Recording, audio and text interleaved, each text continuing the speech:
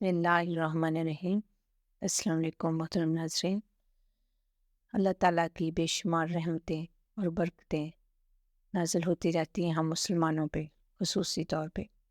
جیسا کہ اللہ تعالیٰ نے عام لوگوں کو تو صرف 4 موسموں سے نوازا ہے، یعنی گرمی، سردی، بہار اور خزاں، لیکن امت محمدیہ صلی اللہ علیہ وسلم پہ خاص نوازش کرتے ہوئے ایک اور موسم سے بھی نوازا ہے، جسے ہم کہہ سکتے ہیں کہ نیکیوں کا موسم بہار، جو کہ رجب المرجب کا سورج طلوع ہوتے ہی شروع ہو جاتا ہے، یعنی کہ رجب میں نفلی عبادت کی جاتی ہے، اور اس کے بعد شعبان کا مہینہ ہے، جس کی فضیلت نبی صلی اللہ علیہ وسلم نے اس طرح بیان فرمائی ہے کہ شعبان میرا مہینہ ہے، اور فرمایا کہ رمضان اللہ کا مہینہ ہے، یعنی کہ رجب شعبان میں دونوں مہینوں میں اللہ تعالیٰ کے مہینے کے استقبال کی تیاری شروع ہو جاتی ہے۔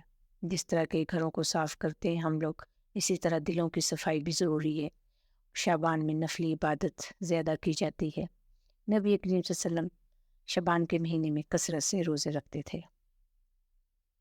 شعبان کا مہینہ جو ہے خدائی بجٹ کا مہینہ بھی کہلاتا ہے، اور اسی کی ایک رات ہے شب برات، یعنی کہ 15 شعبان کی رات، جسے فیصلوں کی رات کہا جاتا ہے۔ روایت حدیث سے معلوم ہوتا ہے کہ اللہ تبارک و تعالیٰ شعبان کی 15ویں شب میں آئندہ سال میں پیدا ہونے والے اور مرنے والوں کے بارے میں فیصلہ فرماتے ہیں، اور اسی طرح وہ نیکیاں جو انسانوں کی قبول ہو چکی ہوتی ہیں انہیں اٹھا لیا جاتا ہے۔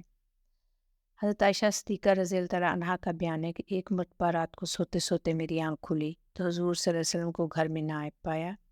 آپ کو تلاش کرنے کے لیے نکلی تو آپ جنت البقیع یعنی مدینہ منورہ کے قبرستان میں ملے۔ آپ صلی اللہ علیہ وسلم نے فرمایا، کیا تجھے اس بات کا خطرہ گزرا کہ اللہ اور اس کا رسول تجھ پر ظلم کریں گے؟ یعنی رسول اللہ صلی اللہ علیہ وسلم تیری باری کی رات ہوتے ہوئے کسی دوسری بیوی کے پاس تشریف لے گئے ہوں گے؟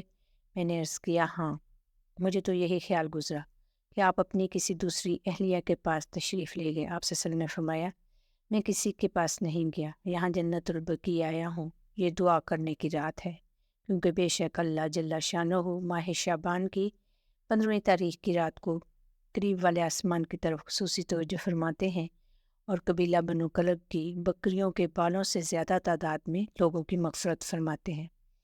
حضرت عائشہ روایت فرماتے ہیں کہ رسول صلی اللہ علیہ وسلم نے مجھ سے فرمایا کہ تم جانتی ہو کہ اس رات میں یعنی ماہ شعبان کی 15ویں شب میں کیا ہوتا ہے؟ عرض کیا، یا رسول صلی اللہ علیہ وسلم ارشاد فرمائیے کیا ہوتا ہے؟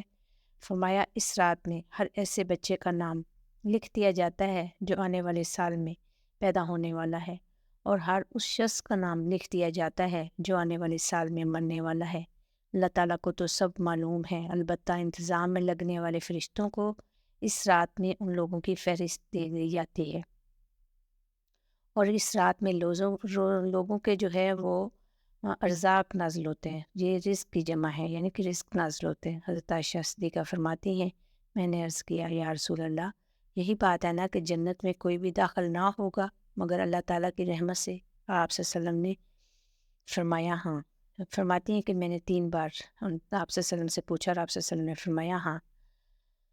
میں نے عرض کیا، یا رسول اللہ، اور آپ بھی اللہ کی رحمت کے بغیر جنت میں نہ جائیں گے؟ یہ سن کر آپ صلی اللہ علیہ وسلم نے اپنے سر پر ہاتھ رکھ لیا اور فرمایا کہ میں بھی جنت میں نہ جاؤں گا مگر اس طرح سے کہ اللہ تعالیٰ مجھے اپنی رحمت میں ڈھانپ لے۔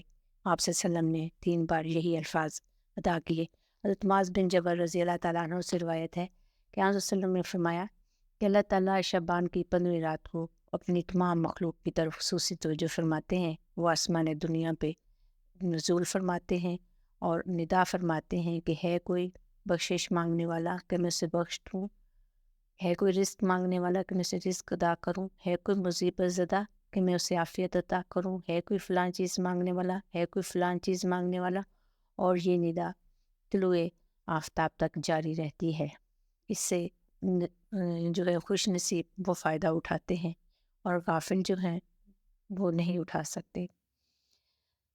ماہ شعبان جو ہے اور شب برات میں، اس میں جو 15 شعبان ہے، اس میں ایک یہ ہے کہ روزہ رکھنے کا بھی ہے کہ روزہ رکھا جاتا ہے۔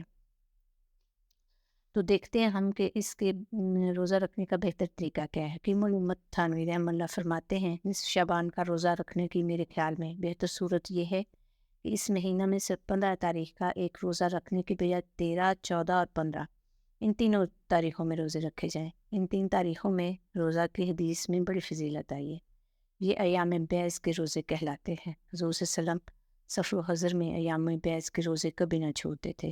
اس صورت میں ایک تو ایام بیض کے روزوں کی سنت پر عمل کا ثواب ہوگا، اور اس کے ساتھ ساتھ 15 شعبان کے روزہ کی فضیلت بھی حاصل ہو جائے گی۔ یہ تو ہے شعبان کے روزہ کی فضیلت۔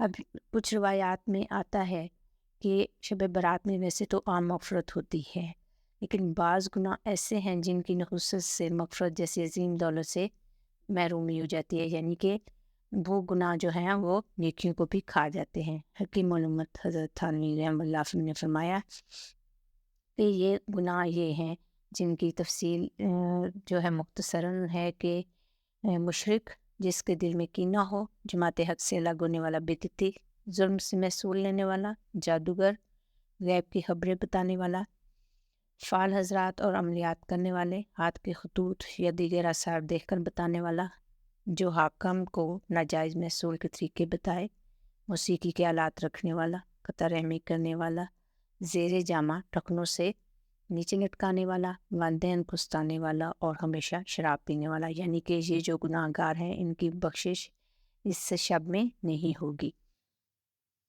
شعبان کی 15 شب مبارک شب ہے۔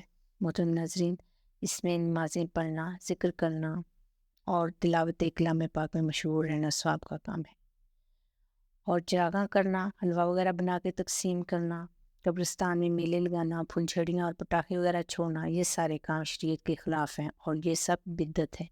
اگر اللہ تعالیٰ نے مبارک رات نصیب فرمائی تو اس کا تقاضا یہ ہے کہ ہم اس کے شکر گزار بندے بنتے ہوئے اس کی اطاعت و عبادت میں مصروف رہیں، اور شیطان ہمیشہ اپنی کوشش میں لگا رہتا ہے کہ وہ بندوں کو عبادت سے ہٹا کر بدعت میں لگا دے، تاکہ وہ اللہ تعالیٰ کا شکر نہ ادا کر سکیں، اپنی بخشش نہ کروا سکیں اور کوئی نیکی نہ کر سکیں۔